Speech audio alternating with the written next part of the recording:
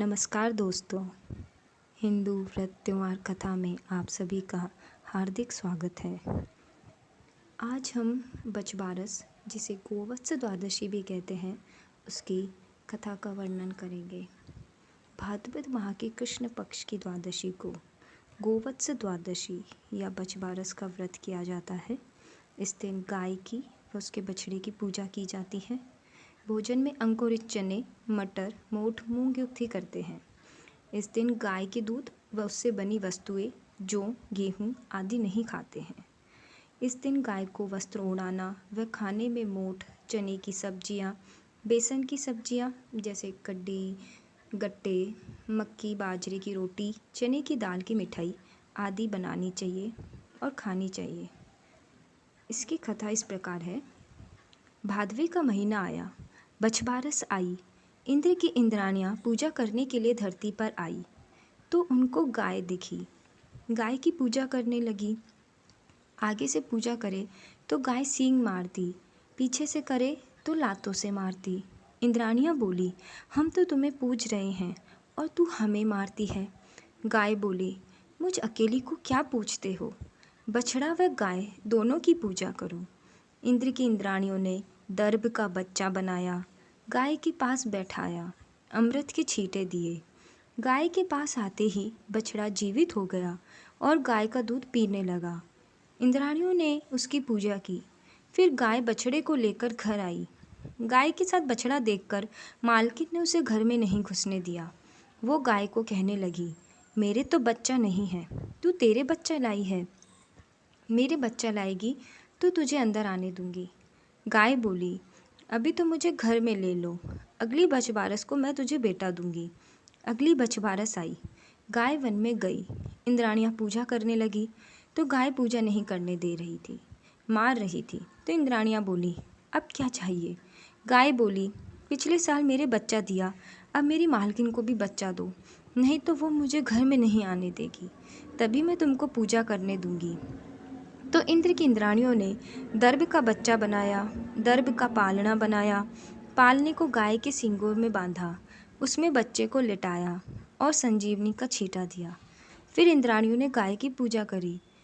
गाय बच्चे को लेकर घर गई तो सारी औरतें कहने लगी, सेठानी, तेरे लिए तेरी गाय बच्चा लाई है। सेठानी ने गाय को गाजे बाजे से सामने लिया। गाय माता ने सेठानी को बच्चा दिया, वैसे सबको देना, भरा पूरा रखना, खोटी की करी, अधूरी की पूरी। ये कहानी आती है गाय की और बछड़े की। दूसरी कहानी, सास बहुएं थी।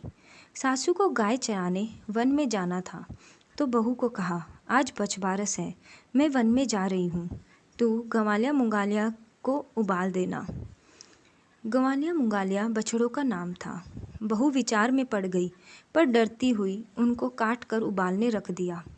वन से सासू घर आई और बहू से बोली, बहू, बछड़ों को छोड़ो, आज बछबारस है, पहले गाय की पूजा कर लेवे। बहू डर के मारे हाथ मसलने लगी और भगवान से प्रार्थना करने लगी कि हे भगवान, मेरी लाज रखना। भगवान को उसके बोलेपन पर दया आ गई। हांडी में से भाप निकल रही थी, उसे फोड़कर बछड़ा बाहर आ गया। उसके गले में हांडी की किनार रह गई। यह देख सासू ने पूछा, बहू ये क्या है? बहू बोली, सासू जी, आपने मुझे बोला तो मैंने बछड़े को समझकर काट कर उबालने रख दिया, पर भगवान ने मेरा सत रखा और इसको वापस जीवित कर दिया। इसलिए उस दिन के बाद कटा हुआ भी पदार्थ इस दिन नहीं खाते और गेहूँ मूंग नहीं खाते। गाय बछड़े की पूजा करते हैं। हे बछबारस माता, जैसे बहू की लाज राखी वैसे सबकी रखना, खोटी की खरी, अधूरी की पूरी। तीसरी कहानी, एक गांव में अकाल पड़ा तो गांव के साहूकार ने तालाब बनाया, पर उसमें पानी नहीं आया। साहूकार ने पंडितों से पूछा, तालाब में पानी क्यों नहीं आ रहा? तो पंडित जी बोले, तुम्हारे दोनों पोतों में से एक पोते की बलि दो तो पानी आ जाएगा। साहूकार ने सोचा, एक पोता जाएगा पर गांव का भला हो जाएगा, पर बहू से कैसे बात की जाए, सोचने लगे। बहू से बोले, बहू, तुम्हारी पियर से बुलावा आया है, छोटे हंसराज को साथ लेकर चले जाना, बछराज को यहीं छोड़ देना।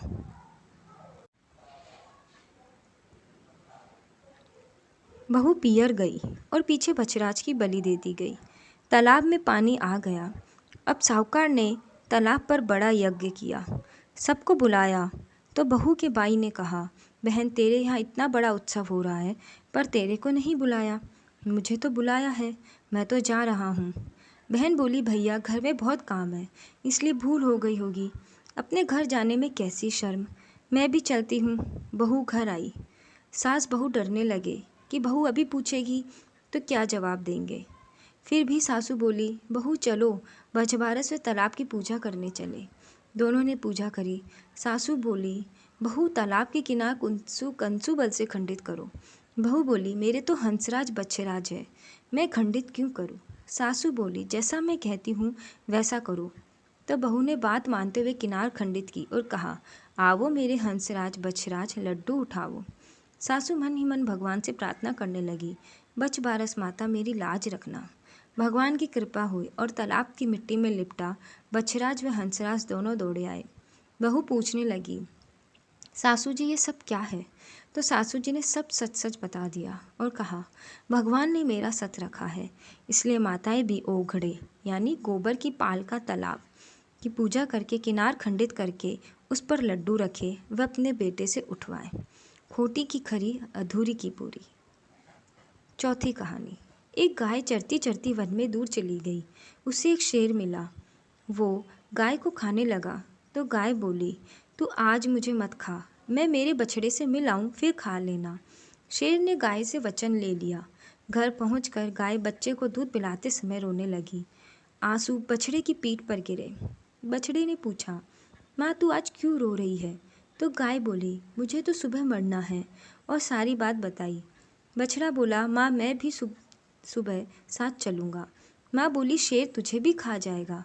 पर बछड़ा माना नहीं। सवेरे दोनों को देखकर शेर बोला, ये तो बहुत अच्छा हुआ, आज तो 2 शिकार है। इतने में ही बछड़ा बोला, मामा जी पहले मुझे खाओ। तो शेर बोला, ये तूने क्या कर दिया। मामा बोलकर भांजा बन गया, गाय मेरी बहन हो गई, मैं अब दोनों को ही नहीं खा सकता। फिर शेर ने गाय को घास की चूंदड़ी उड़ाई। स्वर्ग से विमान आया। बछड़े के कारण गाय बची, शेर पाप से बच गया। तीनों वैकुंठ को गए। खोटी की खरी अधूरी की पूरी। हे बछबारस माता, जिस तरह से आपने सभी की रक्षा करी, सभी की इच्छा पूरी करी, हम सबकी भी लाज रखना, हम सबकी इच्छाएं पूरी करना। बोलो बछबारस माता की जय। हमारे द्वारा कही गई बछबारस की कथा अच्छी लगी हो तो इस वीडियो को लाइक करें और अधिक व्रत त्यौहार कथाएं जानने के लिए हमारे चैनल को सब्सक्राइब करें और दूसरे लोगों को भी शेयर करें। जय माता दी, जय श्री कृष्णा।